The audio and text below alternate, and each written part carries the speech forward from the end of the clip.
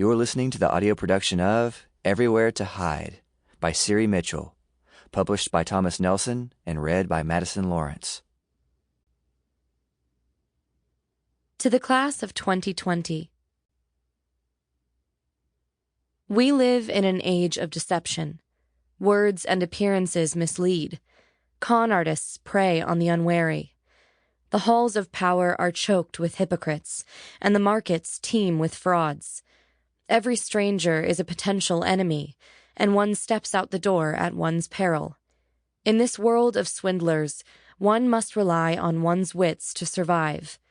How, then, to guard against the duplicity that seems to lurk behind every smiling face?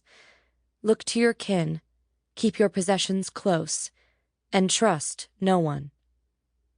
Translator's Introduction, The Book of Swindles, selections from a late Ming collection.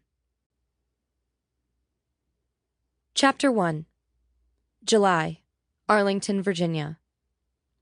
I was just 10 steps away from the Blue Dog Rhino coffee shop where I worked when a hand closed tightly around my forearm. I flinched as my heart raced. Though I'd pulled my hair into a ponytail, a gust of wind grabbed the free ends, looped my hair around my neck, and then cinched it. The hand tightened, jerking me off course as a wind-driven cardboard box tumbled past. Then it let go. "Sorry, didn't want you to get hit." The man to whom the voice belonged headed toward the Virginia Square metro station, bowing into the wind.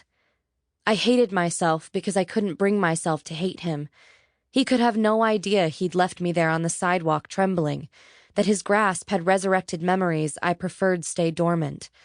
As I leaned into the wind, I took a deep breath, reminded myself that I was safe, that I'd left my ex-boyfriend on the other side of the river, that he had no hold on me. Not here. Not now. Every hiss of the espresso maker that morning amplified my anxiety. Every jangle of the bell on the door made me jump.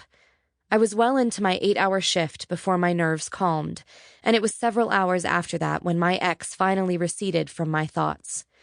A hurricane was spinning somewhere out in the Atlantic. As always, the D.C. region was spared the worst of the storm. No hurricane-force winds, no rain, but fast-moving clouds, muggy humidity, and the gusts of tropical storm-strength winds reminded us of what we were missing. As our wind spun in concert with the hurricane, the door to the shop by turns wouldn't shut, or became almost impossible to open. When I took my break, I popped a couple of ibuprofens to relieve the pressure. Sample complete. Ready to continue?